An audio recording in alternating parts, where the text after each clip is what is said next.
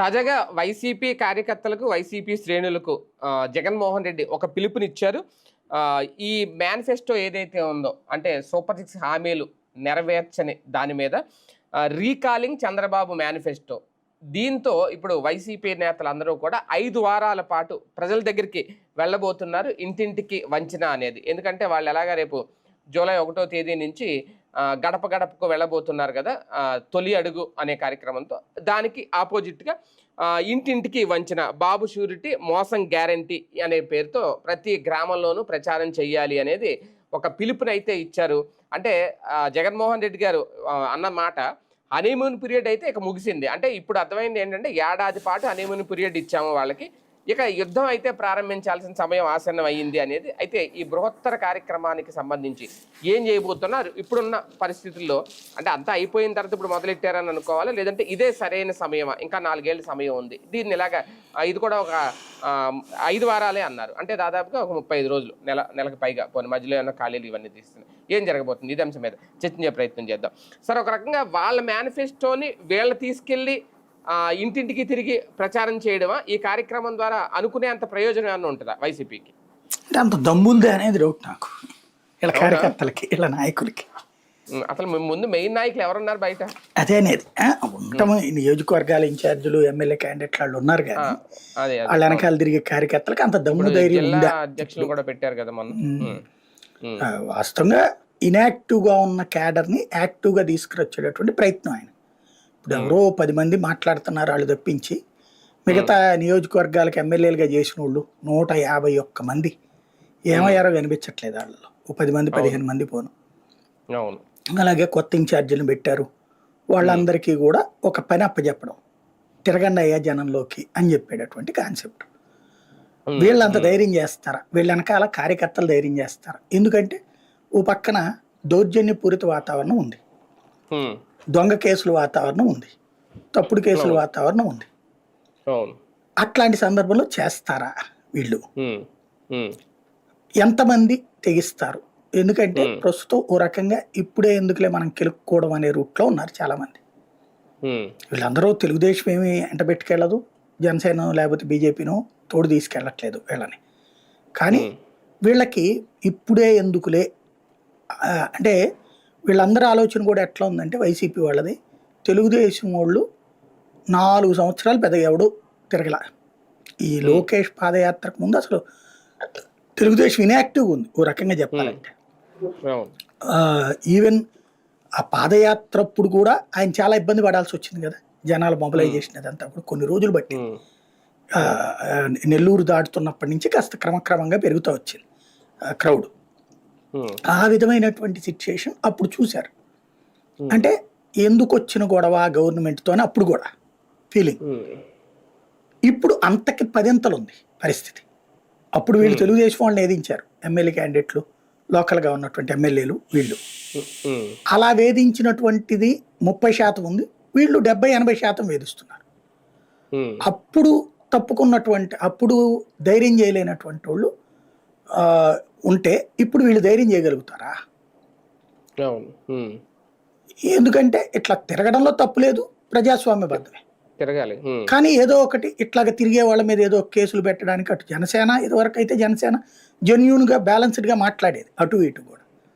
ఇప్పుడు గ్రౌండ్ లో వాళ్ళు కూడా తప్పదు, అధికార పక్షంలో ఉన్నారు కాబట్టి ఆ తప్పులో వీళ్ళు కూడా తలకొక చెయ్యేస్తున్నారు కాబట్టి వాళ్ళు ఊరుకుంటారా వీళ్ళు ఊరుకుంటారా? ప్రజాస్వామ్యబద్ధంగా అయితే ఇలా కార్యక్రమం వీళ్ళు నిర్వహించుకోవచ్చు. ఇప్పుడు మొన్న నిరుద్యోగ కార్యక్రమం చేశారు, కేసులు పెట్టారుగా. రైతుల దగ్గరికి జగన్ వెళ్తున్నప్పుడు కేసులు పెట్టారుగా. వైసీపీ ఏ కార్యక్రమం పెట్టినా కేసులు పెట్టించుకోవడానికి సిద్ధపడాలా, అరెస్ట్లు అవ్వడానికి సిద్ధపడాలా, జైలుకి వెళ్ళడానికి సిద్ధపడాలా. ఇట్లాంటి దశలో 35 రోజుల్లో కనీసం 2-3 వేల కేసులు పెడతారు. అన్ని నియోజకవర్గాలు అందరి మీద కేసులు ఉంటాయి. అదే అనేది. అట్లాంటప్పుడు ధైర్యం చేస్తారా? జగన్ కూడా టెస్ట్ చేసుకుంటున్నాడు, తెగించి పోరాడేవాడెవడు, తెగించి తిరిగేవాడెవడు. అంటే వైసీపీ కార్యకర్తలకి నాయకులకు కూడా ఒక పరీక్ష ఇప్పుడు ఖచ్చితంగా. ఇప్పుడు 3 రకాలు ఉంటది. ఒకటి పూర్తిగా జగను అనేటటువంటి కాన్సెప్ట్ నమ్ముకుని తిరిగేవాడు, అట్లాంటి వాడిని జగన్కి ఇప్పుడు తెలుస్తారు. రెండోది జగన్ మీద నమ్మకంతో జనంతో ఉన్న మమేకమై ఉండే మనస్తత్వం ఉన్నోళ్ళు తిరగటం, అది రెండో వర్గం. మూడోది వచ్చేటప్పటికి తిరిగానని ఆఫీస్కి రిపోర్ట్లు పంపించి డ్రామాలు ఆడటం. ఈ మూడిట్లో ఏం జరుగుతుందో జగన్ రిపోర్ట్ తెప్పించుకుంటాడు రేపు పొద్దున. ఇక్కడ జనం దగ్గరికి వెళ్ళకపోతే రేపు ఆ నాయకుడికి ఉపయోగం ఏముంది? అవును, వెళ్ళాలి.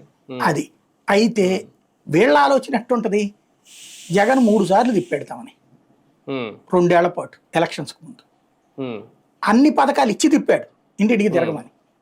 అవును, అంతా చేస్తే ఓడిపోయారు. అదే ఏమీ ఇవ్వనటువంటి ప్రభుత్వాన్ని అధికారంలోకి తెచ్చారు, గతంలో మాట చెప్పి తప్పినటువంటి వాళ్ళని. మరి ఇప్పుడు మాత్రం ఏంటి ప్రయోజనం అని అనుకుంటే, తిరిగి ఏంటి ప్రయోజనం అనుకుంటే, అయితే జగన్ ఆలోచన ఎట్టుంటది, అప్పుడు మన ఎమ్మెల్యేలేమో తిరగంటారా అంటే తిరగల, తిరిగారు అక్కడ ఏదో పైన సెంటర్లో నుంచి 10 మందిని గ్యాకేయటం, ఆ సందులో ఉన్నటువంటి వాళ్ళలో వైసీపీ అభిమానుల వరకు మాట్లాడుకోవడం అట్టొచ్చేశారు. కానీ తెలుగుదేశం వాళ్ళ దగ్గరికి వెళ్ళిన వాళ్ళు కూడా ఉన్నారు, అందరూ అట్లా కాదు. కానీ కమిటెడ్గా ప్రతి ఇంటి దగ్గరికి వెళ్ళి మాట్లాడే కమిట్మెంట్ అన్నటువంటిది ఎంతమంది చూపించారో ఒక్కసారి ఆత్మ పరిశీలన చేసుకుంటే వాళ్ళకే తెలుస్తుంది. నాకు తెలిసి 30% పనిచేస్తుంటారు అట్లా. అప్పుడు అంటే ఇంకా వాలంటీర్లు గృహ సారథులు అని ఒక ఇద్దరిని అటాచ్ చివరిలో ఫస్ట్ ట్రిప్ ఎమ్మెల్యేలు ఎందుకు వెళ్ళలేదంటే వాలంటీర్ ఇచ్చాడని చెప్తున్నారు, మా పేరు చెప్పట్లేదు అన్నారని. అప్పుడు ఈ పని చేసి దగ్గర తీసుకెళ్లారు, అది నడిచింది. ఇప్పుడు ఏంటి, ఇవాళ వచ్చేటప్పటికి వీళ్ళు వెళ్ళి వాళ్ళని కన్విన్స్ చేయాలి, చెప్పాలి మీరు చెక్ చేయండి అనేది. ఒక ఆస్పెక్ట్ జగన్ మంచి పని చేశాడు. ఇవాళ అందరి చేతుల్లో సెల్ ఫోన్లు, స్మార్ట్ ఫోన్లు, స్కానింగ్లు ఇవి చేసుకుంటున్న రోజులు కాబట్టి ఓ స్కానర్ ఇచ్చి చూసుకోండి అయ్యా బాబు, మీకు ఏడాదికి ఎంత వచ్చేదో ఇంత లాస్ అయ్యారు చూసుకోండి అనేది. It's good sign. ప్రజల్లో అది చర్చ జరుగుతుంది. ఆ చర్చ జరపడం వరకు జగన్ సక్సెస్ అయ్యాడు. ఇవాళ టెక్నాలజికల్ ఇష్యూస్ని వాడుకోవడంలో సక్సెస్ అయ్యాడు. బట్ పేదవాళ్ళందరూ అది వాడతారా స్కానింగ్లు?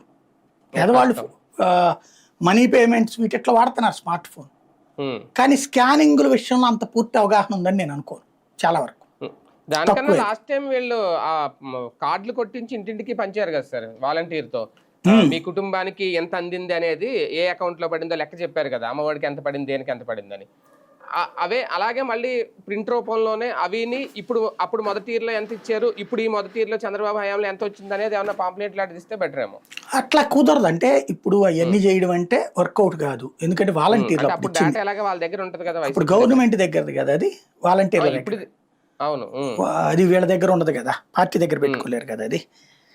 అందులో అది పెద్ద బండిల్స్ ఉంటుంది అనమాట, కాబట్టి వర్కౌట్ కాదు అది. కాకపోతే వీళ్ళు ఇప్పుడు ఈ మాట మాట్లాడడం ద్వారా ఆ కాగితం ఉండుంటది కాడ దగ్గర ఎంత వచ్చింది, అది ఖచ్చితంగా అది చర్చకి తేవడంలో సక్సెస్ అయ్యాడు. ఇప్పుడు ఈ మాట పదే జగన్ మాట్లాడుతున్నప్పుడు ప్రతి ఒక్కరు గుర్తుపెట్టుకుంటారు కదా, అప్పుడు మనకి ఏడాదికి ఎంత వచ్చింది లెక్క చెప్పారు కూడా కదా, ఒప్పుకున్నారు కదా, ఇచ్చారనే కదా వీళ్ళు బాండ్లు ఇచ్చారు టీడీపీ వాళ్ళు. అదే అనేది, అది కంపారిజన్ అంటున్నా, అది చెక్ చేసుకుంటారు కదా పబ్లిక్ లో. ఆ డిబేట్ రప్పించడమే అతని ఉద్దేశం. అయితే ఆ కార్యకర్తల్ని నాయకులు ఇంటికెళ్ళి గుర్తు చేయమంటున్నాడు, కానీ చేస్తారా అన్నది నాకు డౌటే అంటున్నా. అది మేబీ 10% 20% చేయగలుగుతారేమో, మాక్సిమం 30% చేస్తారేమో అనుకుంటున్నా సార్. కానీ ఇప్పుడు అంటే ఇప్పుడు ఈయన చెప్పింది, ఇప్పుడు అన్నారు హనీమూన్ పీరియడ్ ముగిసింది అని, ముందు 6 నెలలు అనుకున్నాం, తర్వాత ఇప్పుడు ఈ నోటి నుంచి అన్నారు కాబట్టి ఏడాది టైం ఇచ్చారు హనీమూన్ పీరియడ్ అని అర్థమైపోయింది. ఇప్పుడు తర్వాత ఇది ఈ కార్యక్రమం ఒక పదునైన అస్త్రంగా మారుతుందా నిజంగా అందరూ వెళ్తే, లేదంటే దీన్ని జనాలు పెద్ద పట్టించుకోరా? అంటే ఏడాదే కదండి, ఇంకా 4 ఏళ్ళు ఉంది కదా, తర్వాత ఇస్తారేమో, అప్పుడే ఎందుకు ఆడావిడే అనే ఉద్దేశాన్ని ప్రజల్లో ఉంటుందా? జనం అట్లా ఎప్పుడు అనుకోరు. ఎప్పుడైనా సరే ఇది మళ్ళీ అనుకోని తర్వాత ఇస్తే అనుకోవచ్చు, పోయిన డబ్బులు వెనక్కి రావు కదా, అది ఎప్పుడు అనుకోరు. అయితే ఇక్కడ తేలాల్సింది ఏంటంటే, జనం డబ్బులు వద్దనుకుంటున్నారా, అనవసరంగా ఇచ్చి మమ్మల్ని చెడగొట్టాడు జగన్ అనుకుంటున్నారా? అలా కాకపోతే ప్రజల్లోనే తిరుగుబాటు రావాలి కదా, సోషల్ మీడియా ద్వారా ప్రశ్నలు వేయాలి కదా. మన సోషల్ మీడియాలో ఎక్కడ పెద్ద ఇంట్రెస్ట్ ఇది రావట్లేదు. అంటే మీరు ఎంత కంట్రోల్ చేసినా కార్యకర్తల్ని పొలిటికల్గా కంట్రోల్ చేయగలరు, కానీ సోషల్ మీడియాని కంట్రోల్ చేయలేరు. అవును. సోషల్ మీడియాలో అట్లా ఏం రావట్లేదు కదా. చదువుకున్న వాళ్ళే ఉంటున్నారు కదా అక్కడ, చదువు లేని వాళ్ళు కూడా ఉంటున్నారు కదా, చిన్నపాటి చదువులు ఉన్నటువంటి వాళ్ళు కూడా. వాళ్ళు ఎవరు కూడా మాకు క్రిందసారి ఇంత డబ్బులు వచ్చినాయి, మేము ఈ మాత్రం సుఖపడ్డాం, ఈ ట్రిప్ ఏం రాలేదని ఎవరు పోస్టులు పెట్టట్లేదు కదా. అవును మరి ఇంకా అనట్లేదు. నమ్ముతున్నారు లేదా ఈ ప్రభుత్వాన్ని చూసి భయపడుతున్నారు. ఇప్పుడు మనం పోస్టులు పెడితే మన ఇంటికి పథకం రాదేమో అని. ఎందుకంటే ఇప్పుడు పొలిటికల్ గవర్నెన్స్ కాబట్టి అంతే ఖచ్చితంగా. అవును. అది వాళ్ళల్లో ఒక ధైర్యం రప్పించాలి వీళ్ళు. ఇంకొక నాకు తెలిసి ఈ ఏడాది వరకు చూస్తారు. ఈ ఏడాదికి కూడా ఏమీ రాక ఇట్లాంటి ఇబ్బందులు వచ్చినాయి అనుకోండి, వచ్చే ఏడాది నుంచి విపరీతంగా ఫ్లేర్ అప్ అవుతుంది. ఇప్పుడు బయట రచ్చబండల దగ్గర లేకపోతే టీ స్టాల దగ్గర మాటలు బిగినాయి. నేను గ్రౌండ్లో అబ్జర్వ్ చేసింది ఏంటంటే, ఈ ఎలక్షన్స్కి 6 నెలల ముందు నుంచి జగన్ మీద వ్యతిరేకత అన్నది ప్రారంభమైంది. ఈ మాటలు అంటే వీళ్ళ ఇన్ఫ్లుయెన్స్ పడింది. అప్పుడు ఎవడబ్బా సొమ్మిచ్చాడు, బాబు సొమ్మిచ్చాడా, అటు జేబులోది ఇచ్చాడా, పలుపు కాబోతు 175 175 అంట, ఇట్లాంటి మాటలు మాట్లాడిన వాళ్ళు ఉన్నారు. దాన్ని కౌంటర్ చేసి సమాధానం చెప్పేటటువంటి విషయంలో వైసీపీ వాళ్ళకి మాటలు ఎత్తుక్కోవాల్సి వచ్చింది ఆ టైంలో. ఆ ఇంపాక్ట్ ఎలక్షన్లో కనిపించింది, భారీ రిజల్ట్. అంటే తెలుగుదేశం జనసేన వాళ్ళ మాటల ఇంపాక్ట్ జనం డబ్బులు తీసుకున్నోడికి, నేను ఇందాక చెప్పిన ఉదాహరణ ఉంది కదా, డబ్బులు తీసుకున్నోడే మనల్ని తిడతాడని, అట్లాంటి తిట్లు వైసీపీ వాళ్ళు తిన్నారు. ఆ ఇంపాక్ట్ వీళ్ళకి బెనిఫిట్ అయింది. ఇప్పుడు వచ్చేటప్పటికి మాటల్లో మార్పు వస్తుంది. ఏంది ఏమీ లేకపోతే ఎట్లాగా, అట్లాగే పనులు లేవు పెద్దగా చాలా మందికి, ఇట్లాంటి మాటలు వస్తూ ఉన్నాయి. ఇవి తగ్గి ఈ లోపే ప్రభుత్వం సక్సెస్ఫుల్ గా సెట్ అయింది అనుకోండి, ప్రాబ్లం లేదు. అలా కాకుండా ఇటు పనులు ఉపాధి అవకాశాలు తగ్గి వ్యాపారాలు తగ్గి, ఇప్పుడైతే ప్రస్తుతం అప్పట్లో వ్యాపారులు తీవ్ర వ్యతిరేకత ఉండేవాళ్ళు జగన్ మీద. ఎందుకని నేను మాట్లాడినప్పుడు వ్యాపారులు ఏం చెప్పారా అంటే, పనివాడికి గుమస్తాకి ఎంత బలుపు వచ్చేసింది, ఇడిచ్చే సంక్షేమ పథకాలకి వాళ్ళు బలిసిపోయి కొట్టుకుంటున్నారు, జీతం పెంచమంటారు, రుబాబుగా మాట్లాడతారు, ఇట్లాగే. ఇది వాస్తవంగా ఏంటంటే అణిగి మణిగి ఉండే తత్వం తగ్గిపోయింది ప్రజల్లో. నేను పని చేస్తేనే కదా ఆడు బతుకుతోంది అనేటటువంటి చైతన్యం వచ్చింది ప్రజల్లో, because of media, social media వల్ల కావచ్చు. దాన్ని వీళ్ళు అంగీకరించలేక తన దగ్గర పనిచేసే గుమస్తా లేకుండా తన వ్యాపారం నడపలేడు కదా, తన షాపు ఊడ్చే లేకపోతే తన దగ్గర పనిచేసేటటువంటి పని మనిషి లేకపోతే అతను వ్యాపారం చేయలేడు కదా. ఈ కోపాన్ని అంతా జగన్ మీద పెట్టుకున్నారు వ్యాపారులు, జగన్ ఓడాలని కోరుకున్నారు. జగన్ ఓడిపోయాక ఇప్పుడు అదే షాపులు వాళ్ళు ఏమంటున్నారు, ఎప్పుడు ఇస్తారు సార్ వీళ్ళు డబ్బులు, సంక్షేమ పథకాలు లేకపోతే చేతిలో డబ్బులు లేవు, కొనేవాళ్ళు లేడు. ఇదివరకు జగన్ పథకాలు ఇచ్చినప్పుడు నెలలో 6 నుంచి 10 రోజులు బిజినెస్ నడిచేది మాకు కనీసం. తద్వారా ఏడాదిలో కంఫర్ట్గా నడిపేశాం, చిన్న చిన్న వ్యాపారాల నుంచి పెద్ద వ్యాపారాల దాకా. ఇప్పుడు వ్యాపారాలు లేవు, చేతిలో డబ్బులు లేవు జనం దగ్గర. ఇదివరకు పెన్షన్ డబ్బులు రాగానే దందన్మని ఖర్చు పెట్టేటటువంటి వాళ్ళు వృద్ధులు, ఇప్పుడు పెన్షన్ డబ్బులు కూడా ఖర్చు పెట్టట్లేదు. ఏమైపోతుందంటే ఈ ఇంట్లో అమ్మాయి అబ్బాయి పిల్లలు వీళ్ళు వృద్ధులు ఉంటారు. ఇదివరకు ఏంటంటే వీళ్ళకి సంక్షేమ పథకాలు వచ్చేది వీళ్ళ దగ్గర వచ్చేది కాబట్టి రూపాయి గబక్కని తీసి ఎవరో ఒకళ్ళు ఖర్చు పెడుతుండేవాళ్ళు. ఇప్పుడు ఏమైపోయిందంటే అబ్బాయి పనిచేసి వచ్చి డబ్బులంతా మందుకే ఖర్చు పెట్టేస్తున్నాడు, ఈ అమ్మాయి పనిచేస్తే డబ్బులు లేదా అతను విదిలిస్తే డబ్బులు. ఇప్పుడు ఈ 4,000 రూపాయల డబ్బుల్లో ఇంటి ఖర్చులకు ఇవ్వాల్సి వస్తుంది, లేదంటే ఇబ్బంది అవుతుంది. దీంతో పిల్లలకి ఎదవరకు ఇచ్చే డబ్బులు ఆగిపోయినాయి. ఇది మన గ్రౌండ్ లెవెల్లో కనబడుతున్నటువంటి ఫ్యాక్ట్. ఇట్లాంటివన్నీ కూడా ఫ్యూచర్లో చర్చకు వస్తాయి. ప్రస్తుతానికి ఏంటంటే ఆ నెగిటివ్ మాట మాట్లాడడానికి భయపెడుతున్నారు, వణికిస్తున్నారు. ఈ ఇవ్వచ్చేమో ఏడాది, నిన్న తల్లికి వందనం ఇచ్చారు కదా, నెక్స్ట్ అదే నిరుద్యోగ భృతి కూడా నిన్న ప్రకటించారు కదా లోకేష్, ఏడాది నుంచి ఇస్తామనేసి. అట్లాగే అన్నదాత సుఖీభవ రేపు మాప వస్తుందని నమ్ముతున్నారు. ఇవన్నీ వచ్చేస్తే హ్యాపీ వచ్చేస్తే. రాలేదు అనుకోండి, అప్పుడు వచ్చే ఏడాదికి టోటల్ గా చెక్ చేసుకుంటారు, అప్పటికి మాటలు పెరుగుతాయి. కానీ ఇప్పటికీ ఒక అసంతృప్తి ఆరంభమైంది, 30 to 40% వచ్చింది అసంతృప్తి. ఇది పెరగకుండా చూసుకోవడం అనేది ప్రభుత్వ బాధ్యత అంతే. అంటే ఆ పని మొదలెట్టారేమో అనుకుంటున్నాను ఈ ప్రకటనలతో. అంతే, అసంతృప్తి పెరగకుండా, అసంతృప్తిని అటుకి డైవర్ట్ చేయడానికి. వీళ్ళు అసంతృప్తిని నివారించడం అంటే పని చెయ్యటం. అసంతృప్తిని నివారించడాన్ని కంటే కూడా అసంతృప్తిని జగన్ మీద కన్వర్ట్ చేసే ప్రయత్నం చేస్తున్నారు. అది పనికిరాదు అంటున్నా నేను. సార్ ఒకటి, ఇది ఎంతవరకు ఒక అస్త్రంగా మార్చుకుంటారు వైసీపీ అనేది.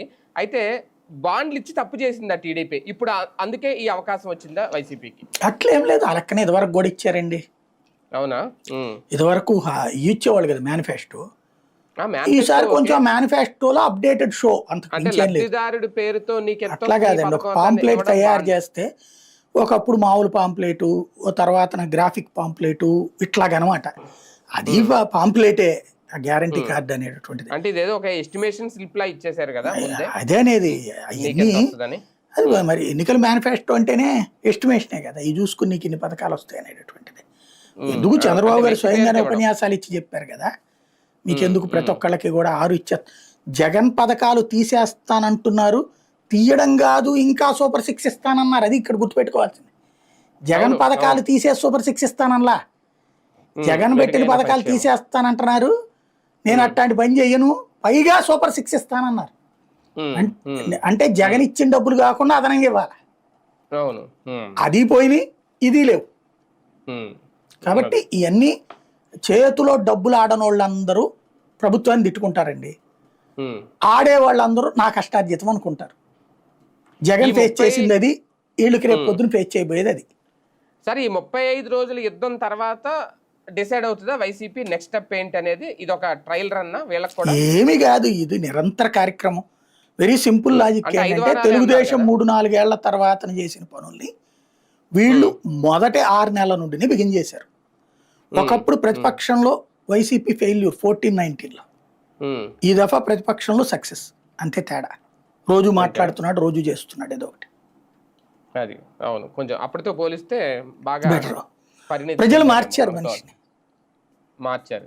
ఆ మార్పు రేపు ఈయన అసెంబ్లీ వరకు తీసుకెళ్తారు లేదో చూడాలి. అంతే, రేపు సమావేశాలు. రైట్, చూద్దాం. మొత్తానికి రీకాలింగ్ చంద్రబాబు మేనిఫెస్టోతో ఇప్పుడు వైసీపీ నేతలందరూ కూడా, కార్యకర్తలందరూ కూడా ఇంటింటికి వెళ్ళబోతున్నారు. 5 వారాల పాటు ఈ కార్యక్రమం చేయాలని నిర్వహించారు. ఎంతవరకు సక్సెస్ అవుతారు, ప్రజల్లో వ్యతిరేకత తీసుకురావడంలో కానీ, ఆ మార్పు తీసుకురావడంలో కానీ ఏం చేస్తారు ఏంటనేది, పైగా ఇప్పుడు అనుకున్నట్టు ఎంతమంది బయటకు వచ్చి వెళ్తారు, అందరూ ఈ కార్యక్రమంలో పాల్గొంటారా లేదా అనేది కూడా కీలకమైన అంశం. వేచి చూద్దాం ఏం జరుగుతుంది.